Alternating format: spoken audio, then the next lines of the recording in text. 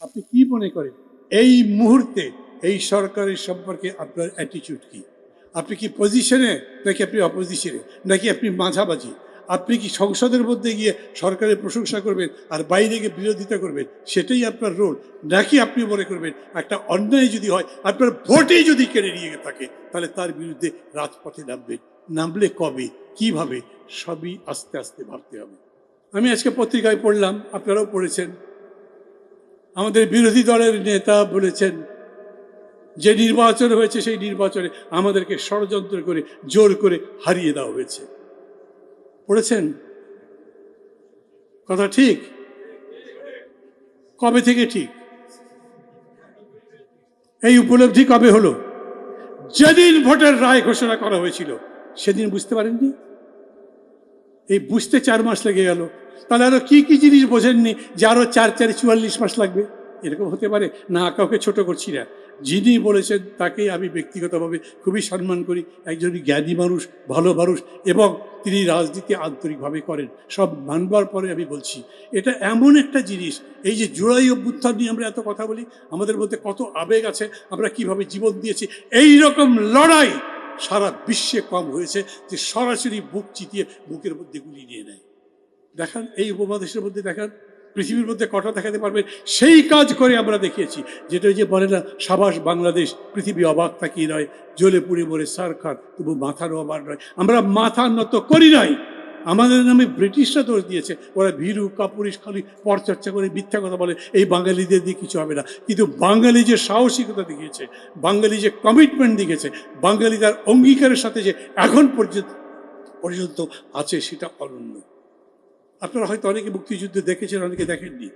মুক্তিযুদ্ধের 1 বছরও যায়নি, তার মধ্যে সারা দেশের মধ্যে 16 ডিভিশন হয়ে গেছে, লুটপাট চলেছে, মুক্তিযোদ্ধাদের বদনাম হয়েছে, মানুষের মধ্যে মুক্তিযুদ্ধের চেতনা, আওয়ামী লীগ জোর করে টেনে টেনে লম্বা করেছে, কিন্তু চেতনা বলতে কিছু ছিল না। সবাই বুঝেছে ওটা রিলিফ চুরি, ওটা কম্বল চুরি, ওটা ভোট ডাকাতি, ওটা অন্যায়, অনাচার, অবিচার। ওগুলো কোনোভাবেই মুক্তিযুদ্ধের চেতনা হতে পারে না। সেই চেতনার জায়গা ওরকম করে শেষ হয়ে যখন গেছে, আজকের দিকে যদি তাকান তাহলে দেখবেন 2 বছর পার হয়েছে, তবু জুলাইয়ের চেতনা কিন্তু মরছে না। জুলাইয়ের চেতনা মানুষ ধারণ করে আছে এবং এখনো বলে জুলাইয়ের সেই চেতনার পরিপূর্ণ বাস্তবায়ন চাই। সেই বাস্তবায়ন কিরকম করে হবে? সংস্কার পরিষদ তো করবে না। করবে? ও তো বাতিলই করে দিয়েছে। আচ্ছা বলেন তাহলে, সংস্কার পরিষদ বাদ দিয়ে এই বাজেটের পরেই যদি সাধারণভাবে সংবিধান সংশোধন করে পরিবর্তনগুলো করা হয়, তাহলে এই বিরোধী দলের টেবিলে যারা যারা বসে আছেন তারা কি করবেন? হরতাল ডাকবেন? আন্দোলন করবেন? রাজপথে নামবেন? কি করবেন? এইখানে বক্তৃতার সময় আমি দেখি মাঝে মাঝে বেশ গরম বক্তৃতা, ভালো ভালো বক্তৃতা করা হয়, কিন্তু সংসদের মধ্যে তো প্রতিনিয়তই বলছেন আমরা আপনারা একসাথে কাজ করব, এবং প্রধানমন্ত্রীর প্রশংসা করতে করতে অনেকেই বেশ ক্লান্ত পর্যন্ত হয়ে পড়ে। পপুলিজম কি একটা পপুলার পলিটিক্স? পপুলিজম কি সবসময় ভালো? লোক তুষ্টিবাদ, লোকরঞ্জনবাদ যা বলা হয়, সেটা মানুষকে দেখানোর জন্য করা হয়। তার সাথে সাপোর্টিভ বাকি যদি না থাকে, আপনি উপরে সৎ লোক একজন যদি হলো, তারপরে নিচের সবগুলো যদি চাঁদাবাজি করে দখলদারিত্ব করে, তাহলে সেটা সৎ লোকের শাসন হবে? যদি একটা গাছ, একটা বাগান, 50টা গাছের মধ্যে 49টা হয় জাম গাছের, একটা হয় আম গাছ, ওটা কি আম গাছ থেকেই জাম গাছ? আজ প্রশ্ন সেটাই আসছে। আমাদের পরিবর্তনটা কেবল একটা ব্যক্তির মধ্যে দিয়ে নয়, একটা ব্যক্তিকে দেখানোর মধ্যে দিয়ে নয়, আমাদের পরিবর্তন করে ব্যক্তিবাদ, ব্যক্তি চর্চার জন্য নয়, আমরা সমগ্র ব্যবস্থাটার মধ্যে দিতে চাই। এমন ব্যবস্থা করতে চাই যেই ব্যবস্থায় সবাই সবার মতো সুখে থাকতে পারবে, সবারকে সুখ যাতে পায়, তার ব্যবস্থা তার কাছে যাতে পৌঁছে যায়, সেরকম একটা ব্যবস্থা করতে হবে। এইটা যদি হয়, আমি মনে করি তাহলে জুলাইয়ের আবেগ দিয়ে কেবল আপনি চলতে পারবেন না। এখন তার সাথে বিবেচনা লাগবে, তার সাথে কর্মসূচি লাগবে, এমন কিছু লাগবে যাতে আপনি যা বলছেন সেটা বাস্তবায়িত করতে পারেন। আমি আবারও বলি, আমেরিকাতে কিংবা ইউরোপের কোনো দেশে মার্শাল্লাহ হবে কেউ ভাবেন? এখানে যারা বসে আছেন হতে পারে আগামী কোনো কারণে? এত বড় ক্রাইসিস হলো ব্রেক্সিট নিয়ে, এত বড় ক্রাইসিস হলো, কতগুলো ব্রিটিশ প্রাইম মিনিস্টারকে রিজাইন করতে হলো, ওই মার্শালের কথা তো কেউ ভাবে না, কিন্তু আমরা ভাবি। আমাদের ভাবনাটা ওই বদলানো সবাই মিলে যদি করতে পারি, তাহলে আমরা সেই জায়গায় হয়তো পৌঁছাতে পারবো। আমি মনে করি আজ এইটাই আমাদের দরকার। একটা সত্যের কাছে থাকতে হবে, সত্যকে আঁকড়ে ধরতে পারতে হবে, সত্যকে চিনতে পারতে হবে। সেই সত্য মানে কি? সঠিকতা, যেটা করলে সত্যি আমি জিতে যেতে পারি, সামনের দিকে যেতে পারি। এদিক দিয়ে বলবেন একটা কথা, ওই দিক দিয়ে আরেকভাবে আরেক রকম আচরণ হবে, তাহলে কিন্তু চলবে না। সংসদ এখন কি অবস্থায়? সরকারি দল তার মতো চলছে, কোন পথে চলছে জানি না। বাজেট একটা করেছে, সেই বাজেটে 7.5 লক্ষ কোটি টাকা যদি তার বাজেটের অঙ্ক হয়, তার মধ্যে 5 লক্ষ কোটি টাকারই কোনো খবর নাই। কোথায় পাবেন টাকা? এগুলো বাস্তবায়ন হবে? নতুন করে খালি ইয়ের কথা বলা হচ্ছে, কৃচ্ছতার কথা বলা হচ্ছে, নতুন নতুন ট্যাক্সের জায়গায় বারবার কথা বলা হচ্ছে, এবং বোঝা যাচ্ছে মানুষের উপরে চাপ ক্রমাগত বাড়তে থাকবে। আমি মানি সরকারের কাছে টাকা নেই, আমি মানি দেশের অর্থনীতির অবস্থা খুব খারাপ, তাইলে এই জায়গায় আসতে যে আমার দেশ এখন এই অবস্থায় দাঁড়িয়ে আছে, আমি খালি লোকের মতো আবার রাজনৈতিক যে কর্মসূচি আছে সেগুলোই বাস্তবায়ন করব, এরকম শক্তি আমার নাই। আপনি যে ফ্যামিলি কার্ড বলেছেন, আপনি যে খাল খননের কর্মসূচি বলছেন, আপনি যে কৃষক কার্ড বলছেন, সবগুলোর ইকোনমিক্স করা আছে। এরপরে রিপোর্ট নিয়ে শেষে বলবে হ্যাঁ আমাদের সব ডেটা করা আছে। তারপর আপনি জিজ্ঞেস করেন ডেটাগুলো দেন, তখন বিবিএসের কথা বলবে নিজেদের কাজ করা আছে। এই রকম একটা জিনিস চাই যার পরিকল্পনা সঠিক। তা যদি না হয়, একবার যদি হিট ব্যাক করে, তাহলে বুঝবেন এই দেশের মধ্যে সর্বনাশ। কথা আর লম্বা করবো না, বেশি লম্বা হয়ে গেল হতো। আমি শুধু এটা বলতে চাই, আজকের দিনের আত্মোপলব্ধি হচ্ছে নিজেকে ভালো করে বোঝা। নিজেকে যখন বুঝছেন, তখন সেই আপনি যে দল করেন সেই দলের উপলব্ধিটা কি, আপনি কি মনে করেন এই মুহূর্তে এই সরকারের সম্পর্কে আপনার অ্যাটিটিউড কি? আপনি কি পজিশনে, নাকি আপনি অপোজিশনে, নাকি আপনি মাঝামাঝি? আপনি কি সংসদের মধ্যে গিয়ে সরকারের প্রশংসা করবেন আর বাইরে গিয়ে বিরোধিতা করবেন, সেটাই আপনার রোল? নাকি আপনি মনে করবেন একটা অন্যায় যদি হয়, আপনার ভোটেই যদি কেড়ে নিয়ে থাকে, তাহলে তার বিরুদ্ধে রাজপথে নামবেন? নামলে কবে, কিভাবে, সবই আস্তে আস্তে ভাবতে হবে। আমি মানি যারা অপোজিশনে আছেন তারা সবাই ঋদ্ধ, প্রাজ্ঞ, বিজ্ঞ, এদের অভিজ্ঞতা খুব কম নয়। যদিও সংসদের মধ্যে অভিজ্ঞ লোক 4-5টাই আছে তাদের দেখি, এবং গণ আন্দোলনের দিক থেকেও তারা খুব বেশি দিন সিদ্ধহস্ত হননি, সিদ্ধ হননি, কিন্তু তারপরেও তাদের যে চর্চা, তাদের যে অনুশীলন, সেই অনুশীলন এবং চর্চার প্রতি শ্রদ্ধা রেখে আমি মনে করি এটা সম্ভব। একটা যথাযথভাবে কর্মসূচি নির্ণয় করে তারই মাধ্যমে সামনের দিকে এগিয়ে যেতে পারলে সেটাই আপনাদের যথার্থ উপলব্ধি হবে। নইলে আগামী 5 বছর কি মনে করেন আপনারা? আর একটা জুলাই অভ্যুত্থান হবে 5 বছরের মধ্যে?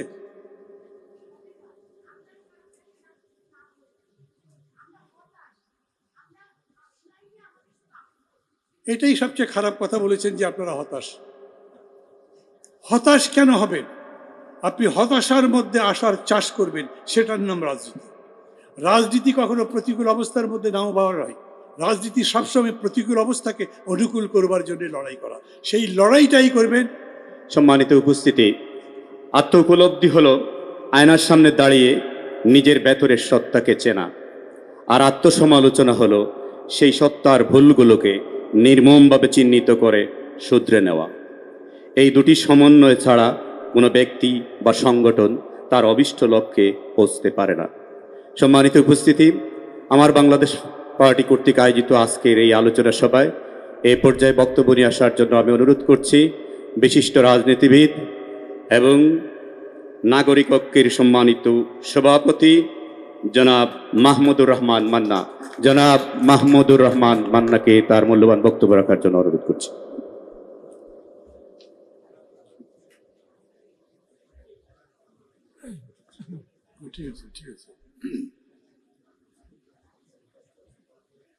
জনাব সভাপতি, আলোচকবৃন্দ, সাথীরা, বন্ধুরা, আসসালামু আলাইকুম। একটু ব্যতিক্রমী একটা আলোচনা সভা মনে হচ্ছে আমার। আত্মোপলব্ধি, এইরকম এতগুলো মানুষ নিয়ে একসাথে আমি এরকম সভা হতে সাধারণত দেখিনি। তবে উদ্দেশ্যটা মহৎ, নিজেকে ভালো করে বোঝা দরকার। কিভাবে বুঝতে চান, কি বুঝতে চান, এবং সেই বোঝা নিয়ে কত দূর যেতে চান। এই যে আজকের উপলব্ধি, সেটা কি আজকের, নাকি যখন শুরু করেছিলেন তখনকার? এত বড় যে একটা আন্দোলন হয়ে গেল, সেই আন্দোলন সম্পর্কে আমাদের ধারণা কি? এই আন্দোলনের চেতনা কি ছিল, লক্ষ্য কি ছিল? আমি বলি, যে কোনো আন্দোলন বলেন, সেই আন্দোলনের পেছনে মানুষের একটাই আকাঙ্ক্ষা থাকে, সে যেন জয়লাভ করতে পারে, সে যেন আরও ভালো কিছু আশা করতে পারে, অর্জন করতে পারে, জীবন যাতে আরও সুন্দর করতে পারে। সেটা আপনি ভাষা আন্দোলন বলেন, সেটা স্বাধীনতার যুদ্ধ বলেন, এরশাদ বিরোধী আন্দোলন বলেন, যতগুলো আন্দোলন মানুষ করেছে সব আন্দোলনে তার সামনে লক্ষ্য ছিল, যা চলছে তা চাই না, নতুন একটা কিছু চাই যেটা আমাকে সুখ দেবে, শান্তি দেবে, সমৃদ্ধি দেবে, জীবনকে আরও উপভোগ্য করবে এবং এই জীবন যাপন করে আমার আনন্দ হবে। শামসুর রহমানের একটা কবিতা আছে না, আমরা বাগান চাই, এমন বাগান যেখানে ফুলের কাছে সহজে পারবো যেতে, ঘাসের উপরে শুয়ে পায়ের উপরে পা রেখে দিব্যি অকারণ পা দুটো নাড়বো মাঝে মাঝে, মানে রিল্যাক্সড। আমি যেখানেই বাস করি, যে অবস্থায় আছি, আমার মধ্যে খুব টেনশন নাই, আমি যা দেখছি চতুর্দিকে তাতে আমি প্রীতবোধ করছি, আমার ভালো লাগছে এবং সেই যাত্রাপথে আমার সমগ্র জীবনটা যাপন করতে পারছি। মানুষের এই যে মহৎ জীবনের আশা, একটা বড় কিছু পাবার আশা, তাই তাকে বড় করে। আর সেজন্যই অত বিরাট আশা নিয়ে মানুষ দুই হাত বাড়িয়ে আবু সাইদের মতো বা পুলিশকে বলতে পারে, চালাও গুলি, আমি গুলি নিতে রাজি আছি। পুলিশ গুলি চালায়, মারা যায়, কিন্তু একটা লোক সরে না, তার সাথে সাথে আরও মানুষ জড়ো হয়, আরও বৃহত্তর জীবনের আশা। উপলব্ধি কি বলেন তো? সেদিন আমাদের কি উপলব্ধি ছিল, আমাদের আকাঙ্ক্ষা কি ছিল?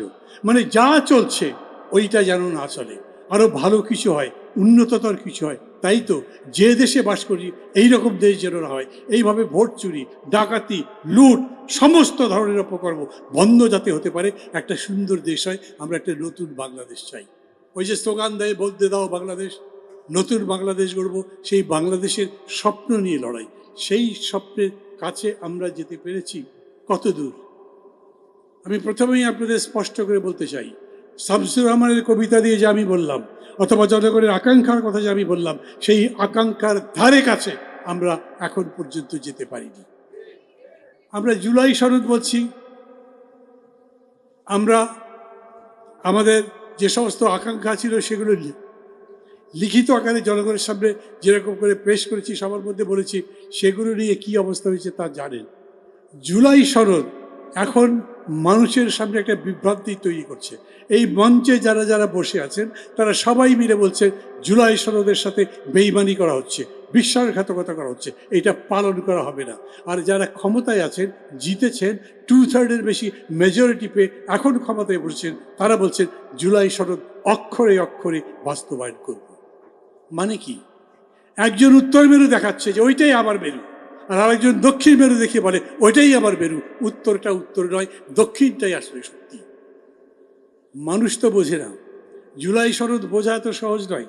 আপনি সত্যি সত্যি বিচার ব্যবস্থাকে স্বাধীন করতে চান, যদি স্বাধীন করতে চান তার মানে মানুষকে স্বাধীন বানাতে চান। আর সেই কারণে বিচারিক প্রক্রিয়া সহ সামগ্রিক পদ্ধতিটা যাতে একেবারে স্বচ্ছ হয়, গণতান্ত্রিক হয়, জনগণের নাগালের মধ্যে থাকে, বিচার যাতে জনগণের কাছে পৌঁছে, সেই রকম কিছু করতে চান। তো তার জন্যই আপনি সচিবালয় চেয়েছেন, তার জন্যই আপনি বলেছেন যে দলবাজি করে বিচারক নিয়োগ করা চলবে না, বিচারক নিয়োগ পদ্ধতি আরও স্বচ্ছ করতে হবে। হয়েছে?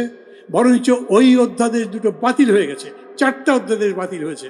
আমি মাঝে মাঝে এরকম বলি, আমরা অনেকেই বিলাসিতা করে বলি বলেন, ফ্যাশন করে বলি বলেন, আমরা বলি যে অন্তর্বর্তী সরকার যা যা করেছে সংস্কারের 12টা বাজিয়ে দিয়েছে, কিন্তু 133টা অধ্যাদেশ যারা যেগুলো জারি করেছিল তার একটার বিরুদ্ধে আমি এখন পর্যন্ত কাউকে কথা বলতে দেখলাম না।